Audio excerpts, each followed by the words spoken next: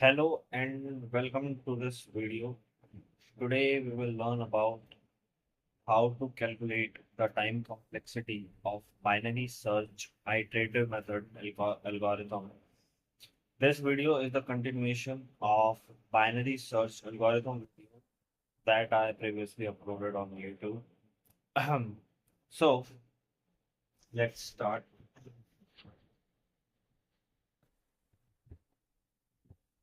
In this video, we will calculate the time complexity.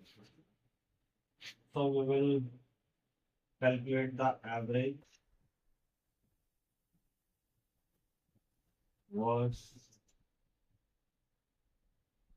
and best time complexity for the binary search algorithm. And binary search algorithm we are discussing here. In previous video also we discussed that method is iterative. So very much, be sure about it that you want to watch the iterative. Yeah. So now we are calculating that method's time.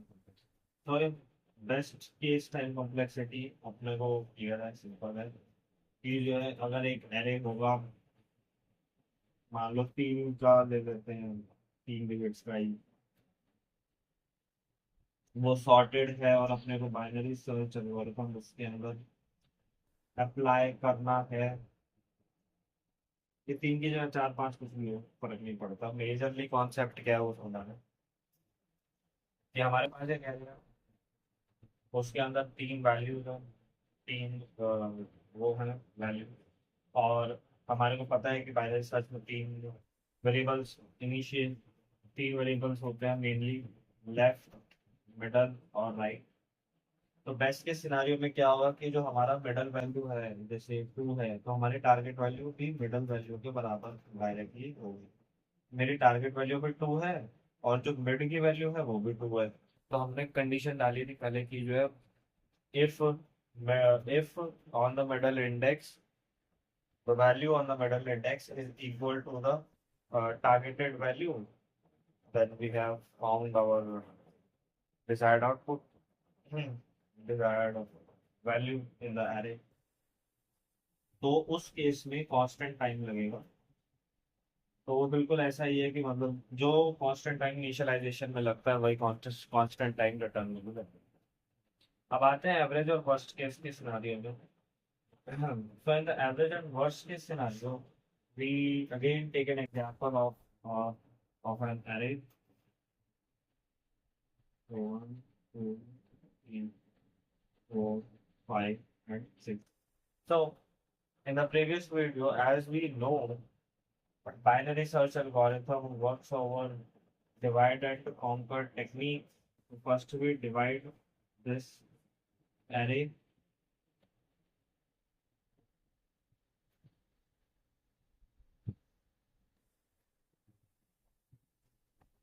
और ये तब तक divide होगा जब तक जो है हम इंडिविजुअल्स पे नहीं पहुंच जाते,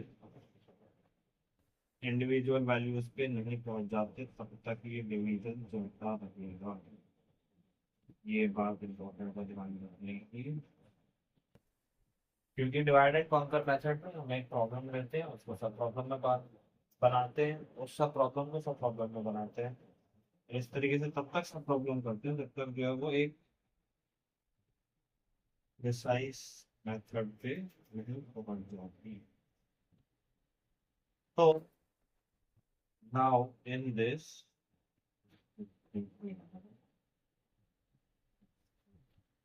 हाँ, तो अब हम यहाँ पे देख सकते हैं कि जो है यहाँ क्या हो रहा है, एक एरे है एन, और वो हर स्टेप में डिवाइड बाय टू होता ही जा रहा है। तो इसमें एन था, इसमें एन जो है दो हिस्सों में बट गया, इसमें एन जो है चार हिस्सों में बट गया, और नेक्स्ट स्टेप हमारा एट का होता है। हमारे पास जितने हैं स्टेप्स उतने में बट जाएगा, कहने का मतलब ये है यहाँ पे जितने नंबर ऑफ ये है उतने लास्ट में आप यहाँ पे बट जाएगा। और ये इस तरीके से कंटिन्यूएशन में होता है, n/8, n/16, n/15। And 64 and further and further and further, क्योंकि हम हाफ में कर रहे हैं इस वजह से जो है ये हमेशा डिजिट डबल होती चली जाएगी। तो इस चीज से हम एक कॉन्क्लूसिव कॉन्क्लूसिव पैटर्न फाउंड कर सकते हैं, अंडरस्टैंड कर सकते हैं कि जो ये n है ये तो हर बार डिवाइड बाय 2 होगा ही, और साथ के साथ जो 2 है उसकी पावर भी बढ़ती रहेगी, जैसे कि n by 2, n over 2 raise to the power 0, n over 2 raise to the power 1, n over 2 raise to the power 2, 2 to the 4 होता है, तो ये रेज टू द पावर 2 है, ये रेज टू द पावर, ये रेज टू द पावर 4 है, और ये 5 है। सो हम इसको कंसिडर करेंगे एज एन के,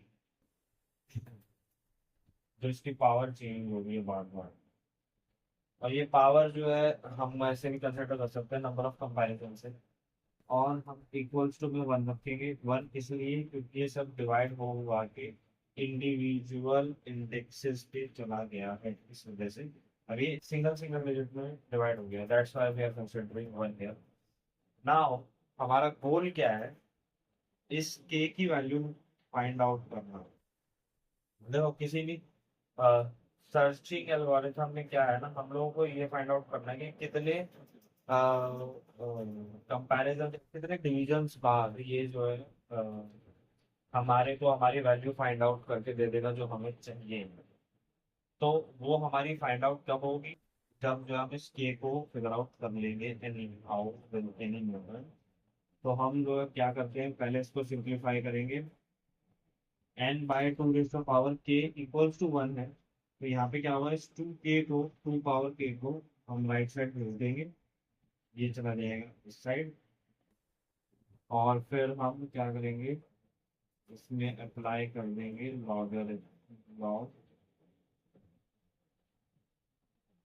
क्योंकि इसमें नीचे ऐसा है इक्वेशन को इसलिए से हाँ। तो अब जब लॉग हमने अप्लाई करा है तो 2 की पावर k है हमें पता है, फिर एक्सपोनेंट्स जो होते हैं वो आगे आ जाते हैं, ये k आ जाएगा, और लॉग एज इट इज रहेगा लॉग 2, और जो हमारा लॉग n है उसमें आगे कुछ करेंगे, और जो log 2 है वो एक कांस्टेंट में तब्दील हो जाएगा, which is 1, log already constant constant he consider है, और जो log n है वो एज इट इज रहेगा, और एट द एंड फिर log हमारा ये आ गया log n k equals to log n। तो जो k equals to log n है, ये इस सर्चिंग एल्गोरिथम में ये दिखाता है that how after how many divisions we can get our output. जैसे कि इधर हमारे ये 6 डिजिट्स हैं, तो इधर इसको n को 6 कर देते हैं, इधर भी 6 हो जाएगा। अब कहाँ इसको सॉल्व करें, ये नोट कर लेना, जूम इन करके नोट कर सकते हो। हाँ, तो अब देखो इसको 6,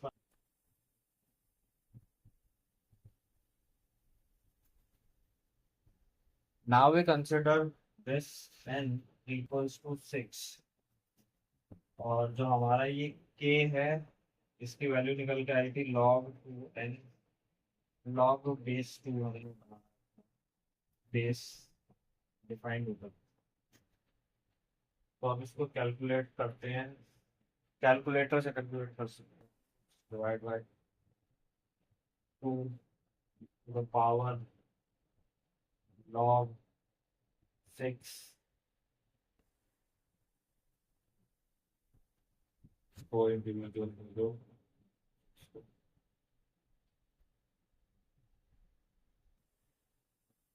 तो इसके अकॉर्डिंग कुछ आउटपुट आ रहा है 3.4988681 something, which is you can take equivalent to approximately 3, तो approximately इसमें 3 डिविजन्स के बाद हमारा जो आउटपुट है वो आ जाना चाहिए इसके हिसाब से। ना, एक, दो, तीन, ऐसे ही दो, ऐसे तीन डिविजन होते आ जाएगा, आउटपुट आ जाएगा। तो इस तरीके से बाइनरी सर्च एल्गोरिथम में टाइम कॉम्प्लेक्सिटी कैलकुलेट होती है। इस तरीके से टाइम कॉम्प्लेक्सिटी का हमने रिजल्ट भी वेरीफाई कर लिया, और ये हमारा एवरेज और वर्स्ट केस दोनों को रिप्रेजेंट करता है, क्योंकि दोनों केसेस में, सॉरी, दोनों केसेस में, क्योंकि अ, हमारा डिवीजन होगा ही, एवरेज में भी, एवरेज में भी और वर्स्ट केस में भी डिवीजन होगा ही। इस वजह से लॉग एन हमारा जो है टाइम कॉम्प्लेक्सिटी निकल के आई है। इसको रिटर्न में हम लिखेंगे ऑर्डर और लॉग एन। और ये आइटरेटिव बाइनरी सर्च की जो है एवरेज और वर्स्ट केस है। जो रिकर्सिव बाइनरी सर्च होता है उसकी जो है रेकरेंस रिलेशन में कैलकुलेट होती है। रेकरेंस रिलेशन रिकर्जन के बाद पढ़ा जाएगा। So thank you for watching this video. Share it with your friends and tell me if there are any errors in the comments, or subscribe this channel. And thank you for watching this. Bye.